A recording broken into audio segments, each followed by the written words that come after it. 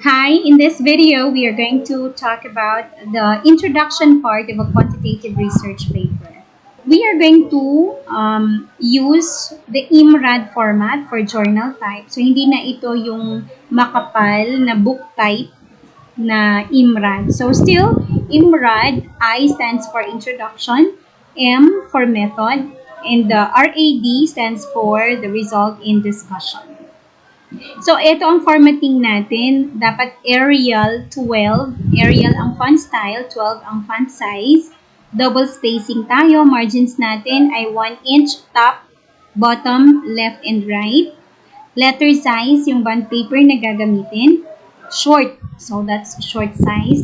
And then, per paragraph, that should be, there should be at least 5 lines up to 8 lines maximum per paragraph.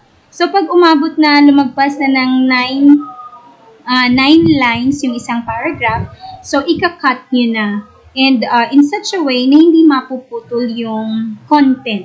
Or, you can just make the paragraph a bit more concise para hindi lumagpas sa 9 lines yung paragraph niyo. Kasi pag mahaba na masyado yung paragraph, hindi naman pwedeng lagpas ng half or kahit na yung iba, yung isang buong page ay isang paragraph. So, hindi pwede. Okay? So, there should be at least just 5 to 8 lines per paragraph. Ito yung example. So, ito yung word na introduction. Wala nang nakalagay na chapter 1 sa taas. Yung word na introduction na lang, capital letters lahat. So, still, Arial 12 ang size nito. Yung page number, kung maglalagay kayo ng page number, dapat nasa top right part of the paper. And then, yung word na rational, if you're going to use the rational, and or pwede ring background of the study, anyway, isa lang sila. Okay, so, this is an example of how your paragraph should look like in the introduction or all throughout your paper. So, naka-indent yan. And how many lines? 1, 2, 3, 4, 5, 6. So, 6 lines lang ito, no? So, pasok siya doon sa 5 to 8 lines. Then, this is the second paragraph. 1, 2, 3, 4, 5, 6. 6 lines lang din.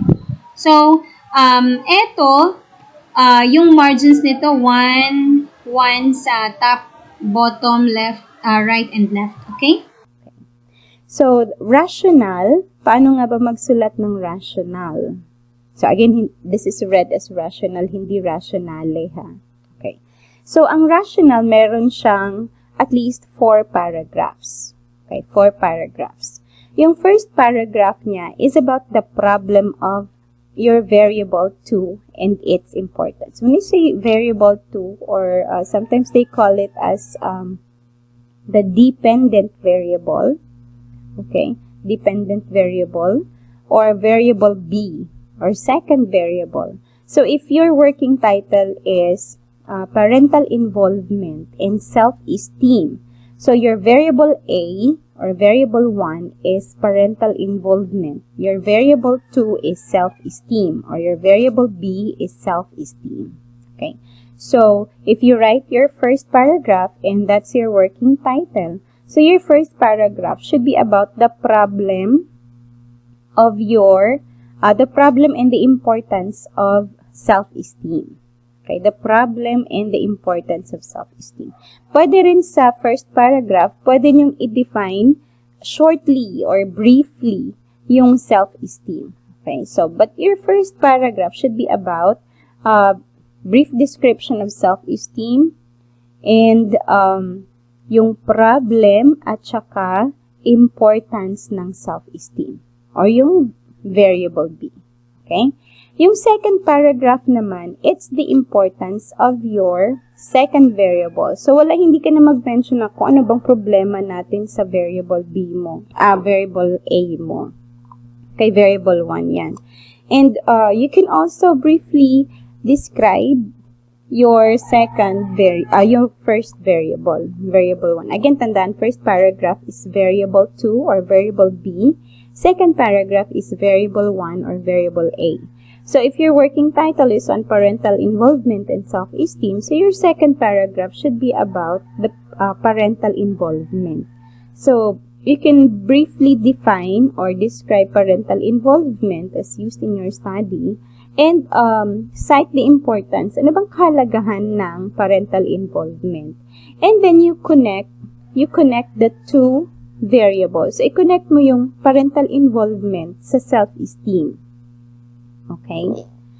Then, the third paragraph is about the problem of your second variable. Yung nasa first paragraph mo, which is self-esteem, yung third paragraph, balikan mo siya.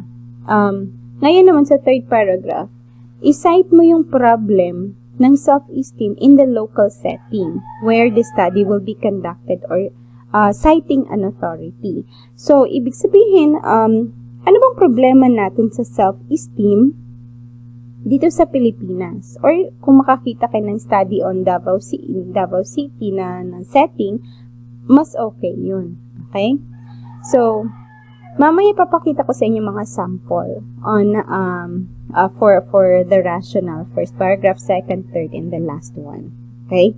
So, eto, third paragraph, problem of the second variable in the local setting in the Philippines. Okay? And you have to cite a study on that. So, hindi lang dapat galing sa sarili, ha? The things or the information that you are going to discuss on your rational, specifically sa first, second, third, at saka sa parts ng last paragraph, should be with reference. Okay? Hindi lang galing sa sarili, kundi supported by evidences. And saan galing yung mga evidences na yon? Galing sa mga studies na na-conduct na and na-publish. Okay? So, mamaya ituturo ko sa inyo kung paano gagawin yan. So, yung last paragraph naman, it's the presentation of research gap and urgency of the study. So, when we say research gap, magbibigay ako ng example. Ito yung mga, yung kulang sa research. So, sasabihin mo, marami ng research na ginawa about parental involvement.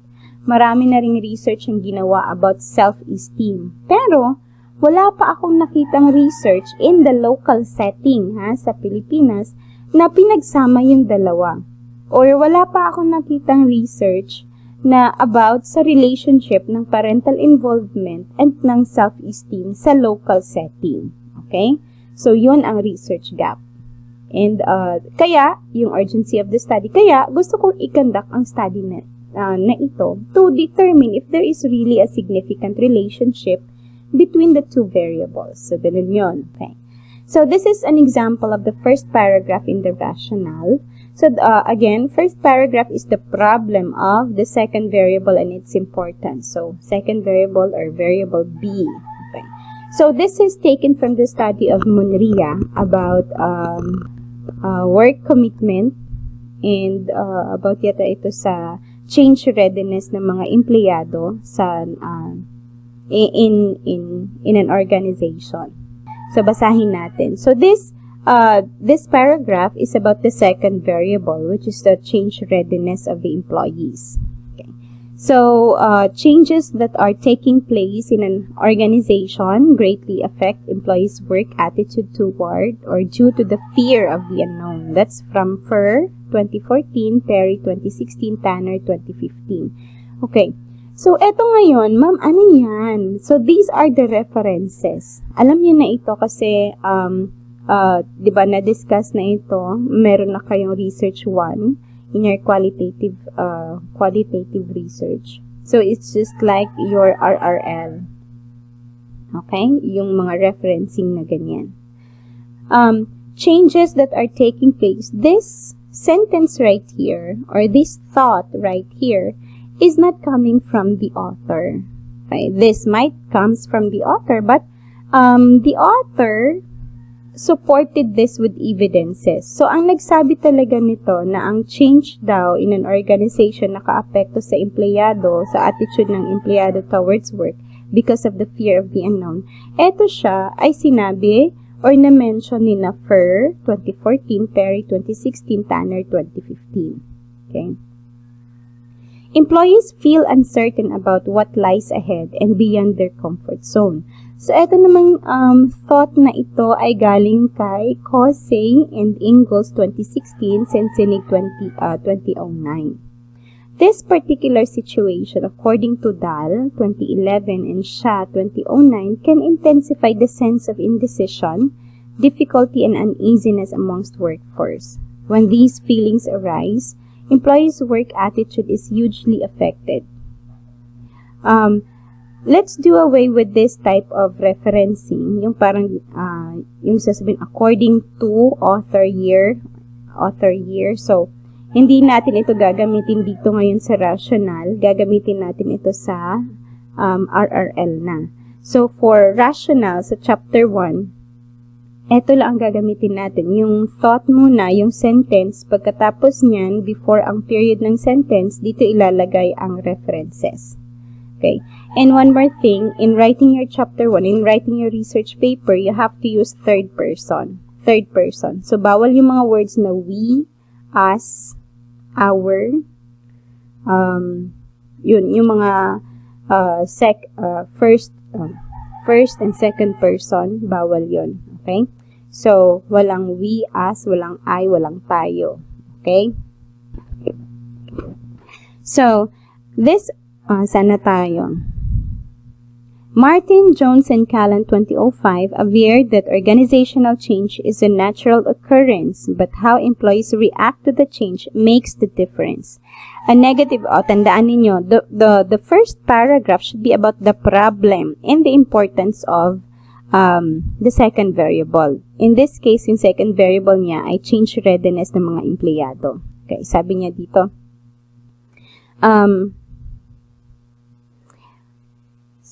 a negative response to change may lead employees to leave their work as they become disappointed of what are happening in their organization. So that's a problem already. Okay?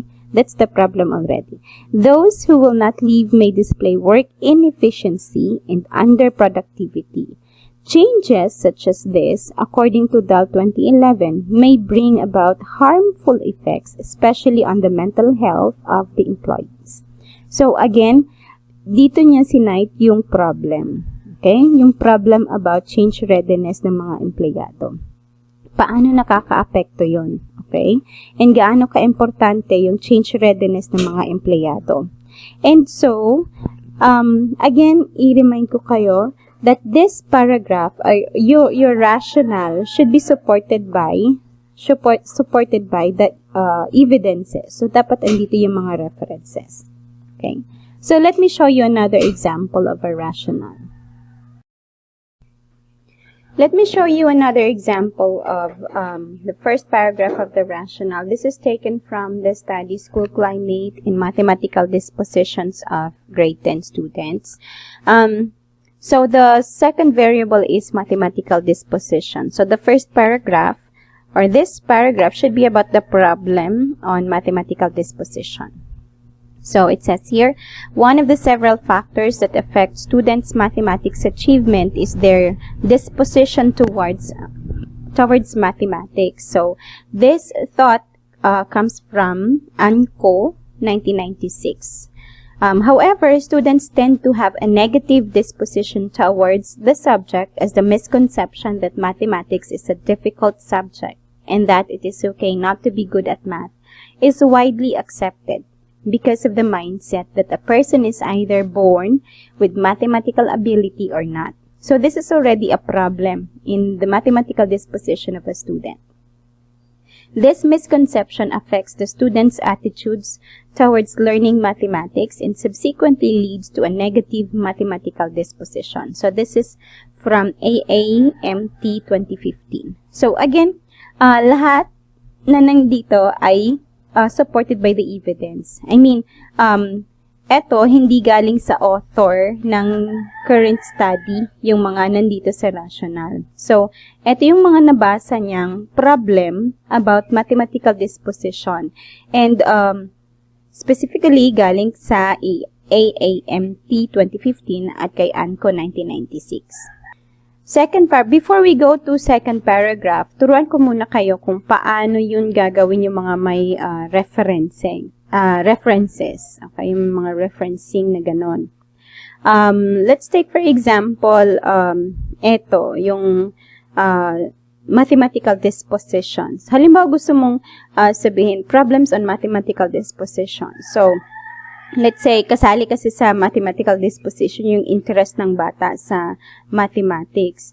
So, ang gawin mo, punta ka ng Google Scholar, or pwede rin sa ProQuest, ha? Pwede sa ProQuest. And then, isearch mo yung mga keywords. Okay. Ano nga ba yung mga posibleng problema sa mathematical disposition? So, let's say, students have low interest. Students have low interest in math. Okay. So, bibigyan ka ng mga results ng mga studies about students having low interest in math. So, babasahin mo yan. Okay? So, when students, pwede mo siyang i-open mo siya in new tab kasi dapat andito pa ito.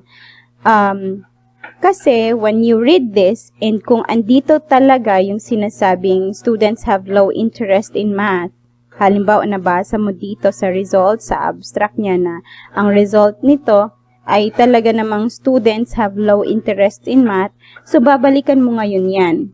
Okay? And doon mo i-cite. Mamaya na yan. So, halimbawa, yun ang hinahanap mo. Gusto mong makakita ng evidence or reference na yung mga estudyante have low interest in math. So, babasahin mo ngayon yan. Okay? For the sake of the example lang natin ito. Halimbawa, nabasa mo nga dito, no, na ang mga estudyante talaga, nabasa mo dito, no, ang mga estudyante ay may low interest in math or low level of mathematical disposition, ganon. So, babalikan mo yan. Tapos, kung magsusulat ka, open ka ng Word. Okay? Halimbawa, isulat mo. Start ka na pagsusulat ng chapter 1. So, students, sabihin mo. So, yung nabasa mo dito sa abstract, okay. So, yung nabasa mo dito, hindi mo kokopyahin ng intuto yan. Hindi mo kokopyahin verbatimly. So, i-rephrase mo yan. Okay, i-rephrase mo. I-restate kung paano mo siya na-understand or kung ano yung thought, okay, ng result ng study. So, sabihin mo, students have low interest in mathematics. Mathematics. Okay? Before mo i-end yung sentence, ilalagay mo dyan yung reference. Ngayon, yung reference, saan mo kukunin? Di ba? Ito yung study na yon. And nag-open tayo ng new tab kasi babalikan natin yung original at dito tayo magsasite. You see this quotation mark right here. Yan ang pipundutin natin, i-click to get the referencing styles, or the references. So, we have here different referencing formats or referencing styles. Pipiliin natin yung APA, yung APA. So, eto siya. I-click lang natin yan and Control-C. And then, balik tayo dun sa word na in-open natin. You really have to save your references, ha? Kasi ang last part ng research paper ay yung mga references. Pinaka-importante yan to avoid plagiarism. Okay? And i-paste mo dyan. Ayan na siya. So, yun na yung reference mo. Lahat ng ma-mention mo sa research paper nagaling sa mga studies should be cited and should be in your references. Okay? That's to avoid plagiarism. So, ang gagawin mo, kasi ang kailangan lang naman natin dito, balik tayo sa example, ayan, last name ng author at saka yung year ng publication. Okay? So, we have here, dalawa sila at tatlo pala sila. Okay? Tatlo sila. So, copy-paste mo yan dito. And then, kukunin lang natin yung mga initials nila. Okay. Ayan, si Renninger, si Ewen. Ewan ko sa'yo. Okay. Si Ewen and si Lasher. And then, kukunin natin yung parentheses dito. Ayan. Tapos may comma, yan before the year, ha? Okay. Ayan. So, we have Rininger, Ewen, and Lasher, comma, and then 2002. And then, that's the time na ilalagay mo yung period, meaning end na yan ng sentence. Okay? So, that's how you do it in your rationale and how to cite authors. Right? So, andyan ha, dapat may references na ka-save yan lahat. And then, pwede ka na mag-start ng another paragraph. Or, kung ang another sentence. Kung ang next sentence mo ay galing pa rin sa kanila. Pwede mong sabihin, this study also shows, or their research also shows that, blah, blah, blah, blah, blah, blah. Or pwede mo ring, halimbawa, there are two sentences or two thoughts coming from this same authors. Okay, pwede mo ilagay mo siya sa end ng thought na galing sa kanila. Okay, so, first sentence, second sentence, and then dun mo siya ilagay dun sa last part na ng thought or ng information na kinuha mo galing sa kanila. Okay, so that's it for the referencing or the citation. Now, let's proceed to the second paragraph. Paano ba, or ano ba example ng second paragraph? Okay. So, as we have mentioned kanina, yung second paragraph is the importance of variable 1 or variable A. And then we connect the two variables. Anong connection ng variable 1 sa variable 2? So, this is an example. Congruently, research shows that a positive school climate,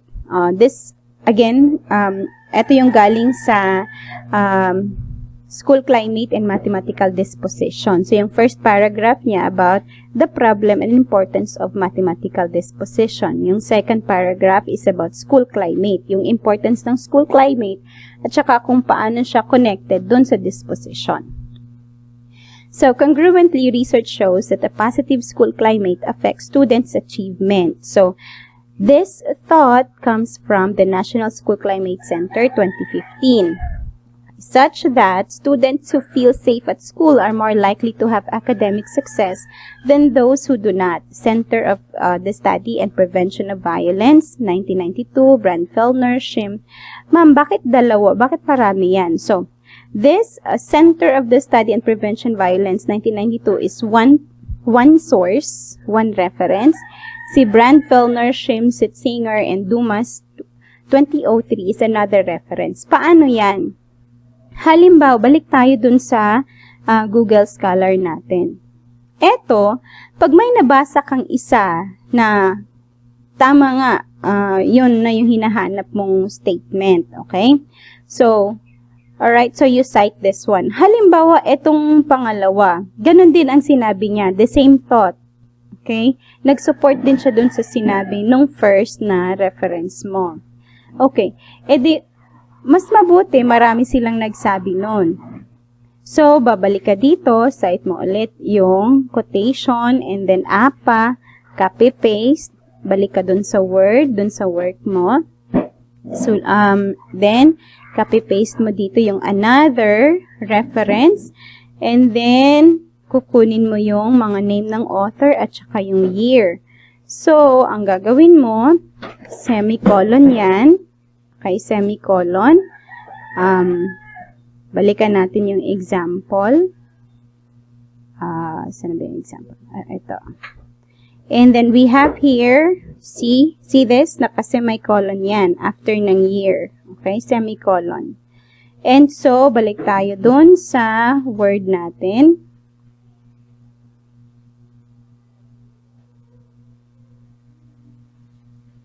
Okay. So, copy-paste natin.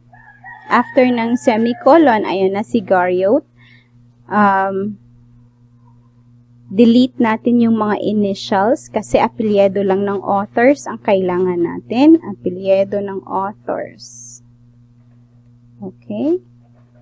And, yung end ha, it's an ampersand symbol. Ampersand symbol yan. So, Hindi yung word na A-N-D, na end. So, hindi yon. So, delete natin yung initials, comma, and then before the year. Okay. So, may dalawang authors ka na nagsabi, or dalawang studies ka na nagsabi that students have low interest in mathematics. Right? So, balik tayo doon sa second paragraph. Okay. So, again, importance of school climate ito dapat, and connection of first variable and second variable. Okay. So, for the reason that school climate influences the student's attitude in school, that's from the Dignity Act 2014, schools may also use climate data to enhance not just intellectual skills, but also dispositions that promotes academic success. So, ito na yung connection ng school climate sa mathematical disposition. Okay? So, schools may also use climate data to enhance not just the intellectual skills, but also dispositions that promotes academic success. Okay, diba? So, connection ng dalawang variables, it's from Cohen, McCloskey, and Pickerel, 2008. Right, so that's the second paragraph.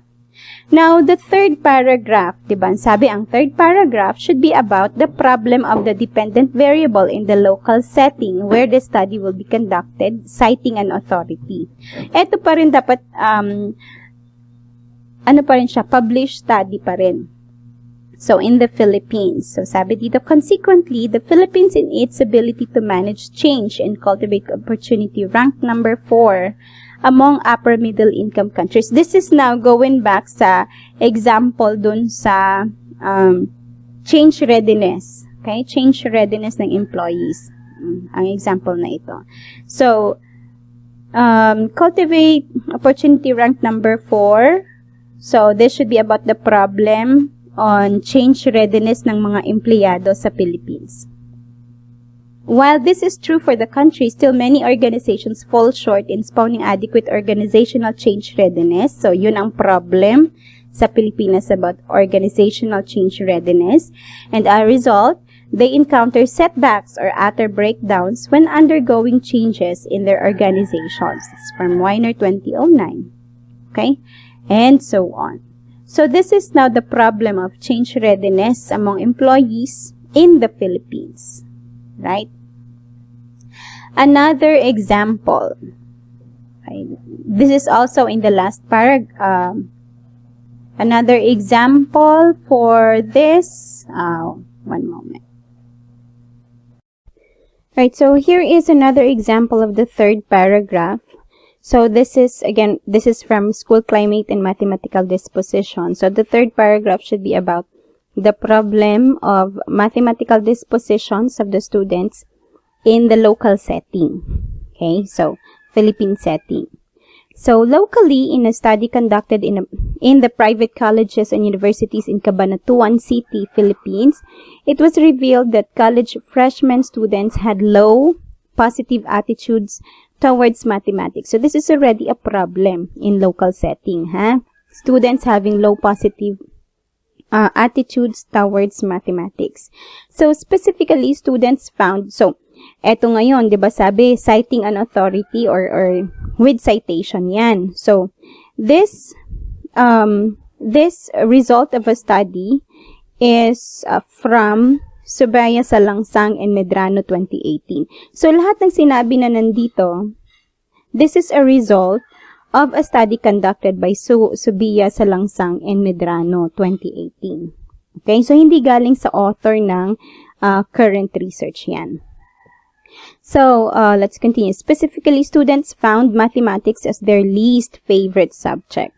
Although students believed that being good at mathematics would give them more chances of becoming successful, they still did not like the subject and did not enjoy their mathematics classes. The study further revealed that students did not have perseverance towards the subject as they easily gave up when they could not solve a mathematics problem. Okay? So again, third paragraph, problem about your second variable or variable B in the local setting. So you can find this in the results of published studies. So again, dun balik sa Google Scholar or sa ProQuest. Okay, proquest.com. Right, so let's continue. Third paragraph na yan. How about the last paragraph? So sabi natin kanina, the last paragraph should be about the research gap and the urgency of the study. So in-explain ko briefly yung research gap kanina. And here's an example. Well, many researchers focus their studies on mathematical dispositions of the students and on factors that affect them. Ito yung mga studies about mathematical disposition. So we have here 1, 2, 3. So I cited here 3 studies of mathematical dispositions. Bakit 3 yan? Pwedeng ang 4, pwedeng 5. Mas marami, mas mabuti. Kasi sabi ko, many researchers. Okay? Sabi ko, many researchers focus their studies on mathematical dispositions and on factors that affect them. Okay? Ma'am, paano gagawin yan? Of course, balik doon sa Google Scholar or sa proquest.com. Okay? So, maghanap ng mga studies about your variables. So, if your study is about parental involvement and self-esteem, so maghanap ng studies about parental involvement and studies about self-esteem. And then, isa-cite nyo dito. Gawin nyo yung paraan ng pagsasite ng tinuro ko kanina. Okay? Sa first part ng video. And so, hindi pwede na sinabi mo dito, many researchers, tapos ang ilalagay mo isa lang. Hindi pwede kasi ang sabi mo many. So, you should support that claim. So, ang sabi dito, marami ng studies about mathematical dispositions, pero the researcher has not come across of a study in the local setting on the relationship of school climate and students' dispositions towards mathematics. Sabi niya, marami na research about mathematical disposition, pero wala pang research in the local setting about the relationship of school climate and mathematical disposition. Kaya, sabi ng researcher, it is for this reason that the researcher is interested to determine if there is a significant relationship between school climate and students' mathematical dispositions. So, sa inyo, of course, ang pinaka-goal natin ay malaman natin kung meron bang significant relationship yung variable A at saka variable B. Okay, so sabihin nyo, it is for this reason that the researchers are, kasi marami kayo, researchers are interested to determine if there is a significant relationship between variable A and your variable B. As a result, this study can help, ano na yung significance ng study nyo, dito nyo na ipapasok. Ano bang kahalagahan ng studies ninyo? So, in this case, this study can help teachers and administrators identify the specific factors of their school's climate which may have a significant influence to their students' mathematical dispositions and use this data to help better their mathematics achievement.